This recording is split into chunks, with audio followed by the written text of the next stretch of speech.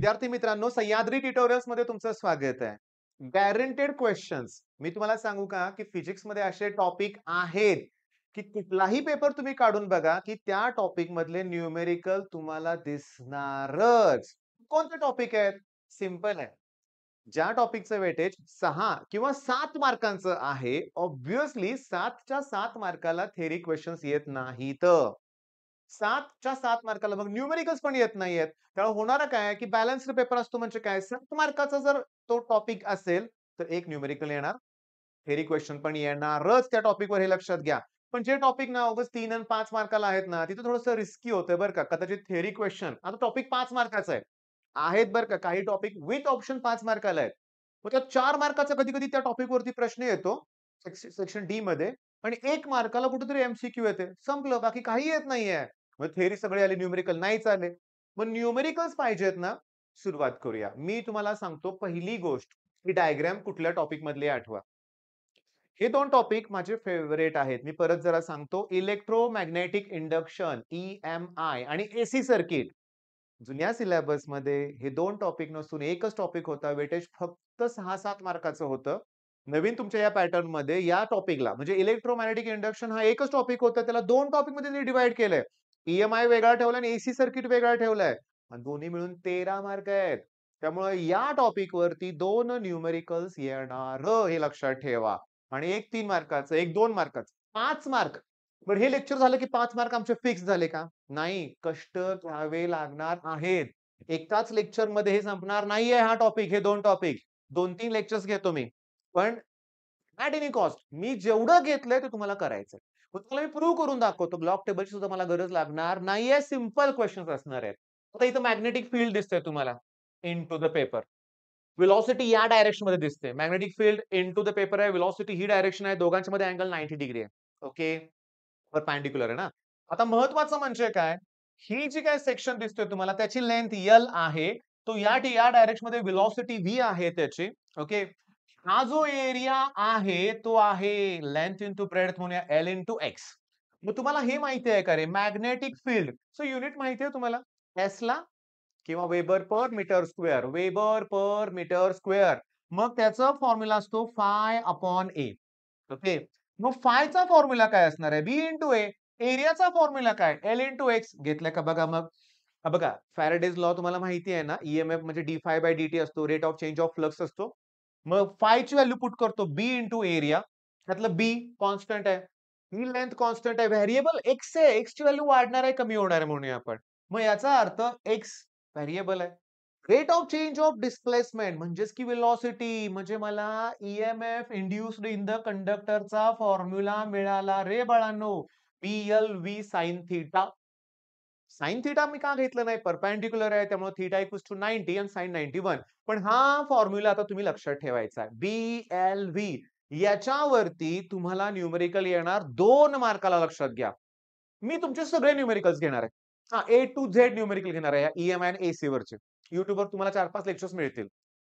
त्यातलंच येणार ना न्यूमेरिकल एक्झाममध्ये. बाहेरचं कुठलं येणार आहे न्यूमेरिकल? जे आलेत ते प्रश्न पण तुम्हाला प्रूव्ह करून दाखवतो मी नंतर बरं का. चला मग आता पहिलं न्यूमेरिकल स्टार्ट करूया. वायरची लेंथ आहे 20 मीटर. मग मला लेंथ दिलेली आहे 20 metre. Velocity 10 metre per second आहे. 10 metre per second.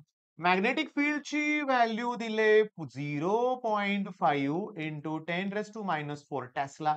What is the value of induced EMF विचारलंय? सांगा. काय अवघड आहे? ईएमएफ इंड्युस्डचा फॉर्म्युला आहे बी-एल-व्ही. बी-एल-व्ही.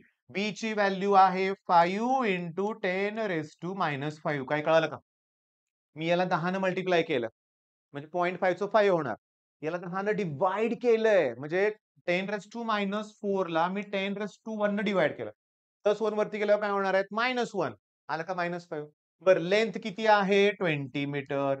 व्हेलॉसिटी किती आहे? 10. मग चला एक कॅल्क्युलेशन करूया. याला 20 ला 10 ने मल्टिप्लाय करा 200. 200 ला 5 ने मल्टिप्लाय करा 1000. बरोबर ना?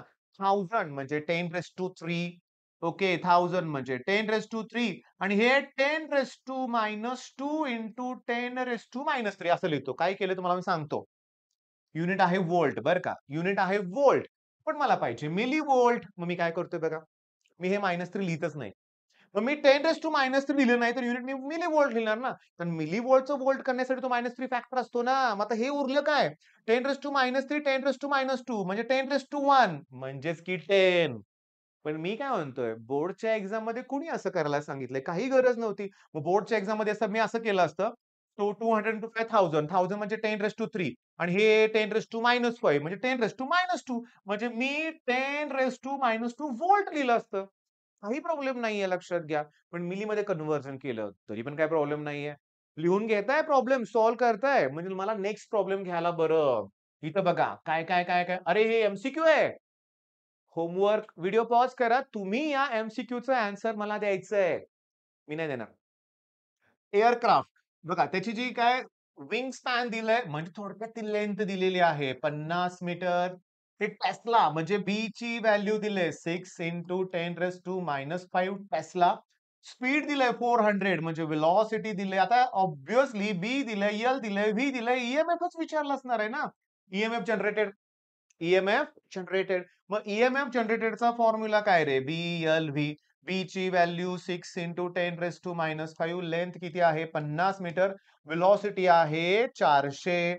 ऐका, हे 10⁻² आहेत, हे 10⁻1 आहेत म्हणजे 10⁻3 आहेत. म्हणजे मी तात्पुरतं इथं -2 लिहितो. हे 10⁻5 आहेत ना? हे 3 झिरो म्हणजे 10⁻3 ना? मग -5 + 3 म्हणजे -2. आता उरलं कोण? 5 4 जा किती? 20. 20 into 6 120.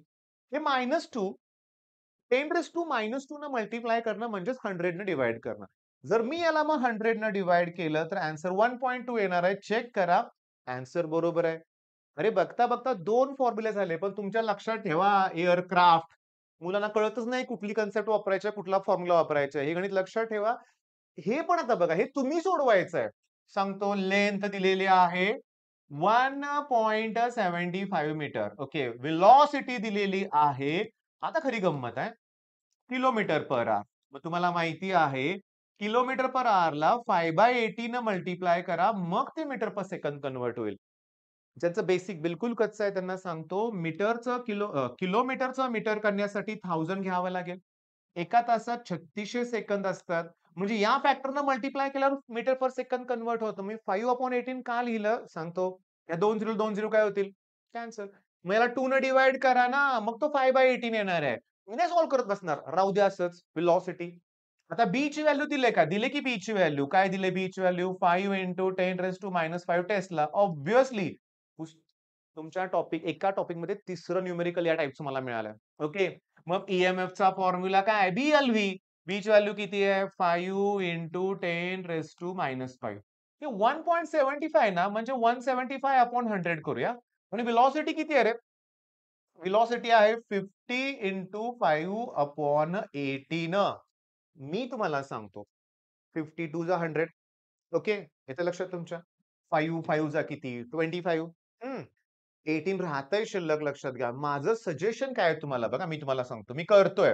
15 1 जा, 15 2 जा. ओके. 5 5 जा किती सांगा? 25. अजून आहेत 175 डिव्हाईड बाय 36 या दोघांचा प्रॉडक्ट म्हणूया आपण. तर हे जे आहे ना, त्याला इंटू अजून 10⁻5 व्होल्ट आहे. पाहिजे मिली. मग मिली म्हटल्यावर मी एक स्टेप अजून काय करतोय बघा 25 into 175 डिव्हाइड बाय 36 हे 10⁻2 लिहितोय.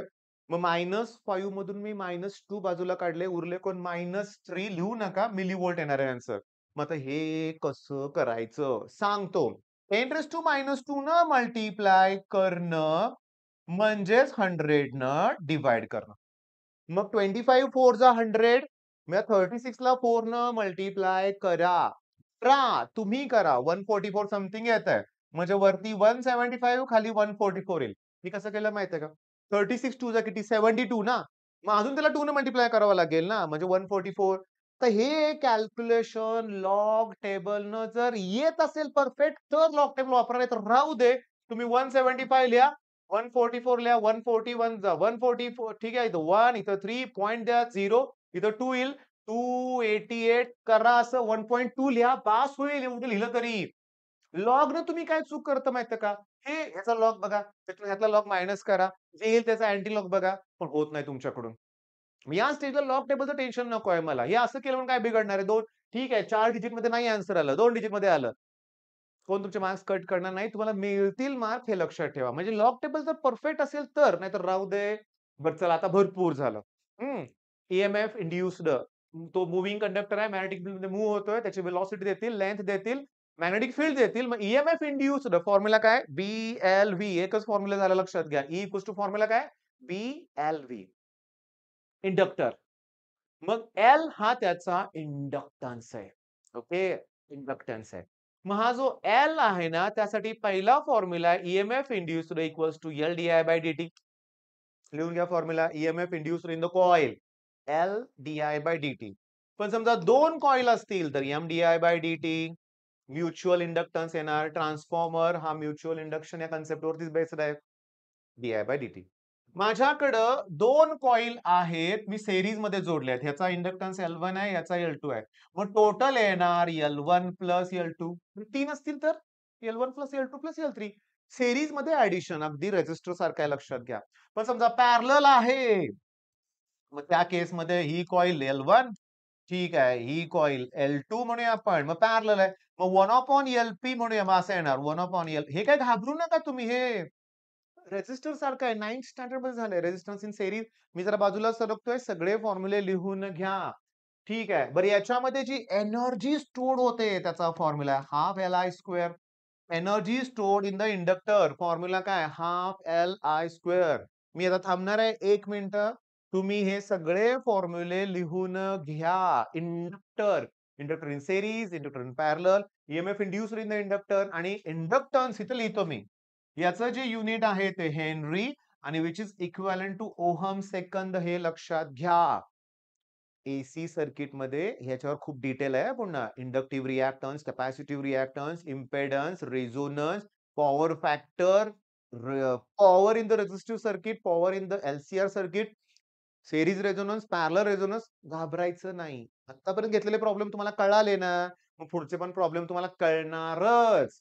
चला फोकस करा या प्रॉब्लेमला, या फॉर्म्युल्यावर. सीरीज अरेंजमेंट आहे. कारण इथे बघा 2 इंडक्टर आहेत. एकाचा इंडक्टन्स आहे 10 मिली हेनरी, दुसऱ्याचा आहे 20 मिली हेनरी. सीरीजमध्ये जोडलेत. सीरीज म्हणले की बेरीज येणार, ॲडिशन होणार.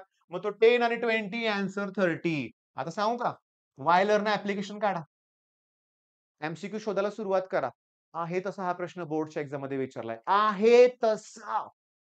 मी पुस्तकातल्या एमसीक्यूज पण तुम्हाला सगळ्या घेऊन देणार लक्षात घ्या. तुम्हाला हे करायचं आहे. Next question. What is the energy? एनर्जीचा फॉर्म्युला काय? Half Li square. Half. L म्हणजे इंडक्टन्स 20 मिली हेनरी आहे. राहू दे मिलीच.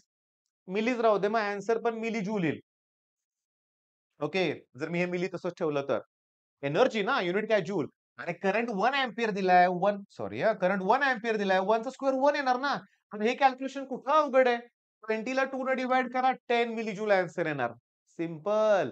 मग आता एनर्जी स्टोअर्ड इन द इंडक्टरचा फॉर्म्युला हाल्फ Li स्क्वेअर. मग energy stored in the capacitor सेकंदात आठवलं पाहिजे half CV square.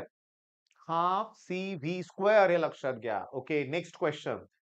Current through a coil of self inductance 10 milli henry L. 10 कुठं मिली दिसत नाही त्यामुळे मिली हेनरीचं हेनरी करून टाकूया 10⁻³ करंट एवढा चेंज होतोय म्हणजे चेंज इन करंट 1 - 0 म्हणजे 1 अँपिअर येणार.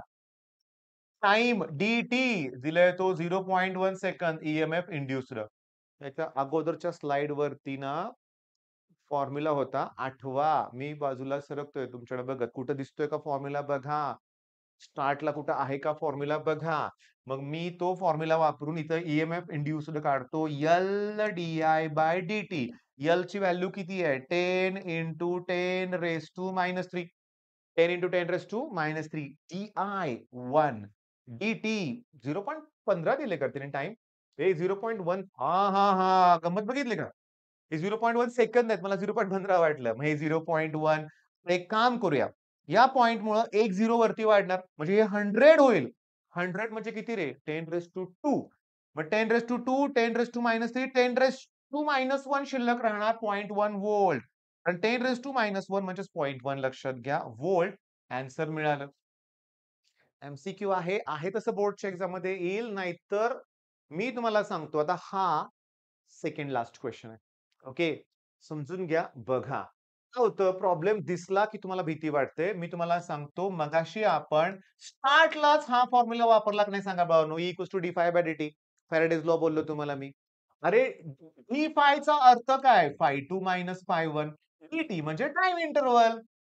ओके. φ2 म्हणजे फायनल, φ1 म्हणजे इनिशियल. तर सगळ्यात महत्वाचं काय दिलंय ते बघूया आपण हां. काय दिलंय ते बघूया आपण. मी तुम्हाला बोललो होतो बघा चा फॉर्म्युला काय असतो? BA. समजून घ्या. Conductor loop of area 1 metre square area दिलाय. एरिया दिलाय. मॅग्नेटिक फील्ड त्यावेळेचं 3 दिलंय. म्हणजे पहिलं मॅग्नेटिक फील्ड 3 टेस्ला आहे. आता मॅग्नेटिक फील्ड रिड्यूस होऊन ते 1 होतंय. आता सांगतो ऐका. रिड्युस्ड बायचा अर्थ वेगळा असतो. रिड्युस्ड टू याचा अर्थ 1च होणार आहे. म्हणजे हे B1 आणि हे B2 डीटीची टाईम दिलेला आहे 0.1 सॉरी 0.5 सेकंद आणि कॅल्क्युलेट इंड्यूस्ड ईएमएफ. मग इथं एरिया कॉन्स्टंट आहे. मग मी काय करतोय बघा. φ2 चा फॉर्म्युला लिहिताना B2A लिहितो. φ1 चा फॉर्म्युला लिहिताना B1A कॉन्स्टंट आहे ना. मग ते मी A कॉमन काढतो. एरिया किती आहे लकीली 1च आहे. A कॉमन काढला. B2 फायनल काय होती सांगा 1. इनिशियल किती होतं 3. टाइम इंटरव्हल किती आहे 0.5 ऐका. निगेटिव्ह घ्यायचं नाही आपल्याला फायनल आन्सर पॉझिटिव्ह घ्यायचं पण मी कसं काढतोय ते बघा. डिनॉमिनेटर मध्ये 0.5 आल्यावर काय करायचं सांगतो. 0.5 याचा अर्थ असतो 1/2. मग याची व्हॅल्यू 1/2 ते 2 वर नाही का जाणार? म्हणजे खाली 1/2 रेसिप्रोकल म्हणून 2 वर जाणार. 1 - 3 - 2 त्याला 2 ने मल्टिप्लाय करा -4 आन्सर येईल. पण आपण मॉड घेतल्यानंतर त्याची व्हॅल्यू 4 व्होल्ट येणार. काय अवघड आहे सांगा बघू? मग इथं मुद्दा काय माहितीये का? मी तुम्हाला सांगतो हे वाचून ठरवावं लागतं, की यात कॉन्स्टंट कोण आहे? काही केसमध्ये मॅग्नेटिक फील्ड कॉन्स्टंट असतं. पहिल्यांदा सर्क्युलर कॉईल असते, पुन्हा स्क्वेअरमध्ये चेंज होते. म्हणजे पहिला एरिया पाय आर स्क्वेअर, दुसरा साइड स्क्वेअर. येते का लक्षात? वायर एकच आहे. त्याच वायरपासून सर्कल तयार केले. मग वायरची लेंथ 2 पाय आर. सर्कम्फरन्सशी कंपेअर करा. वायरची length equals to 4 into side. स्क्वेअरच्या पेरिमीटरशी कंपेअर करा. मग हे वाचून ठरवावं लागतं. या टाइपचे पुष्कळ आपण पी-वाय-क्यूज हे सीईटी मध्ये बघू. ओके. सीईटी मध्ये तुम्हाला बघायला मिळतील असं मला म्हणायचं होतं. बरं आता व्हिडिओच्या शेवटी हा दिलाय तुम्हाला होमवर्क. नेक्स्ट लेक्चरमध्ये या प्रॉब्लेम पासूनच मला सुरुवात करायची आहे. तर मग हा प्रॉब्लेम एकदा बघून घ्या. 17 मिनिटाचा व्हिडिओ झालाय. 4-5 न्यूमेरिकल्स घेतलेत. कशाला नेक्स्ट लेक्चरमध्ये जायचं? थांबा इथंच कव्हर करूया. जास्त पण मोठं लेक्चर झालेलं नाहीये. समजून घ्या हा प्रकार आहे तुम्ही 10th स्टँडर्ड मध्ये बघितलाय जनरेटर म्हणलंय त्याने. मॅग्नेटिक फील्ड मध्ये तो जनरेटर आहे north to south magnetic lines of force असणार आहे. त्याला ते फिरल्यानंतर ते कट करणार आहे. ईएमएफ इंड्यूस्ड होणार आहे. हे नको आहे मला. किचकट नकोय मला. मला क्लिअरली सांगतो, मला काय करायचंय, मला फॉर्म्युला वापरायचा आहे व्हेलॉसिटीचा. ओके. कशाचा फॉर्म्युला वापरायचा आहे? व्हेलॉसिटीचा. मला ईएमएफ इंड्युसरचा फॉर्म्युला माहिती आहे. BLV. त्यातलं बी म्हणजे मॅग्नेटिक फील्ड. ओके. मी तुम्हाला सांगतो. लक्ष द्या. इथं काय दिलंय रे? बघा काय दिलंय? 0.5 दिलंय. मॅग्नेटिक फील्डची व्हॅल्यू काय दिली सांगा? 0.5. अजून बघा मी तुम्हाला सांगतो इथं दिलंय सगळं, सगळं दिलंय व्यवस्थित लक्षात घ्या. फक्त इतकं किचकट करून टाकलं ना त्यांनी लक्षात घ्या. इथं बघा. लेंथ पण दिले 10 सेंटीमीटर. गंमत बघा. मी हीच लेंथ कन्सिडर करतोय 10 सेंटीमीटर. हे एडी आणि बीसी कन्सिडर करणार नाही. ते मॅग्नेटिक फील्डला पॅरलल आहे. पॅरलल असेल तर थीटा 0 येणार. साइन 0, 0. त्यामुळे हे पॅरलल मला नकोच आहे. ही 4 सेंटीमीटर लेंथ नको आहे मला. मला ही 10 सेंटीमीटरची लेंथ घ्यायची जी परपेंडिक्युलर आहे. म्हणजे मला लेंथ दिले 10 सेंटीमीटर म्हणजे 0.1 मीटर. ओके. मॅग्नेटिक फील्ड दिलंय 0.5 टेस्ला लिहून टाकतो मी. ते काय दिलंय न्यूटन, अँपिअर, मीटर. नको. मी 0.5 टेस्ला लिहून टाकतो. तर उरली फक्त व्हेलॉसिटी काढायची आहे मला. काय काढायची आहे? व्हेलॉसिटी. अरे व्हेलॉसिटीचा फॉर्म्युला मला माहित आहे ना, आर ओमेगा. व्हेलॉसिटीचा फॉर्म्युला काय सांगा? R omega. मी तुम्हाला सांगू का? आर म्हणजे रेडियस ना. रेडियस दिली की बघा की इथं दिसते का तुम्हाला? हे सर्क्युलरमध्ये रेडियस म्हणजे डायग्रामचा खेळ आहे सगळा. हे इतकं डिटेल नकोय आपल्याला. मग मी तुम्हाला सांगतो रेडियस आहे 4 सेंटीमीटर म्हणून 100 ने डिव्हाईड केलं. ओमेगाचा फॉर्म्युला असतो 2 पाय अपॉन टी किंवा 2 पाय अपॉन टी कशाला लिहायचंय बिनकामाचं? 2 पाय एन लिहूया ना आपण. एन. मग मी असं करतो 4 टू जा 8 पाय अपॉन 100 एन ची व्हॅल्यू 1500 आरपीएम दिलेत. रिव्हॉल्यूशन पर सेकंद हवंय. मग त्याला 60 ने डिव्हाईड करा. मग आता शांतपणे बघा ह्या 2 झिरोला हे 2 झिरो काय होतील? कॅन्सल होतील. ओके. होईल तेवढं डिव्हाईड करा. इथं 2 पाय आन्सर येईल. Metre per second. आता 2 पाय कसाला कळालं तुम्हाला? 60 ला 15 ने डिव्हाईड करा. 15 4 जा 15 चोक 60. 4 आलं. 4 2 जा 8 आलं का 2 पाय मीटर पर सेकंद. अरे ईएमएफ इंड्यूस्ड काढायचंय. लिहा की. सर एवढंसं लिहून मार्क मिळतील का? पुस्तकात तर एवढं सगळं केलंय. अरे तुम्हाला एक्सप्लेन करण्यासाठी लिहिलंय. तुम्ही एक्झामिनरला एक्सप्लेन करणार आहे का? काही गरज नाही. तुम्ही एवढं लिहा. मग पीच व्हॅल्यू किती आहे? 0.5 म्हणजे चला 1/2. लेंथ किती आहे? 0.1 म्हणजे चला 1/10. व्हेलॉसिटी किती आहे? 2 पाय. आता 2 पाय म्हणजे 6.28. मग 2 पाय नको ऐका माझं. 2 ला 2 काय होईल? कॅन्सल होईल. मग 2 ला 2 कॅन्सल. पाय/10 पायची व्हॅल्यू किती असते? 3.142. पायची व्हॅल्यू 3.142 त्याला पुन्हा 10 न डिव्हाईड करा म्हणजे 0.3142 व्होल्ट हे आन्सर आहे. बास तेवढंच लिहा, तेवढंच लिहा. पण जर तुम्हाला अजून लिहायचं असेल, तर मी सांगतो याला 1000 न मी मल्टिप्लाय केल्यानंतर 314.2 येईल की नाही? 0.3 डिजिट सध्या इथे आहे. तो 1000 न मल्टिप्लाय केल्यावर पॉइंट तिकडे जाईल ना 3 डिजिट. मग 1000 डिव्हाईड केल्यानंतर सॉरी 1000 मल्टिप्लाय केल्यानंतर 1000 डिव्हाईड पण केलं पाहिजे की मग -3 आणि आठवतंय का लेक्चरमध्ये -3 लिहिलं नाही तर मिली होईल. मग केलंय त्यांनी मिली व्होल्ट. आलं की आपलं आन्सर. मग आता तुमच्या लक्षात आलं का? 1, 2, 3, 4, 5, 6, 7, 8, 9 त्यातले एक एमसीक्यू त्याच्यावर म्हणूया आपण. 1-2 एमसीक्यू सोप्याच होत्या. अरे 9-10 प्रॉब्लेम तुम्ही केले. थोडे नाहीयेत, खूप आहेत. विथआऊट लॉक टेबल केलंय आपण. आणखीन काय हवंय तुम्हाला हे करावं लागेल. पण पुढचे 2-3 लेक्चर्स असणार आहेत ना, तुम्हाला सांगतो आज उशिरा का होईना तुम्हाला अजून एक मी लेक्चर प्रोव्हाईड करणार आहे. ॲट एनी कॉस्ट ते करायचंय तुम्हाला. All the best.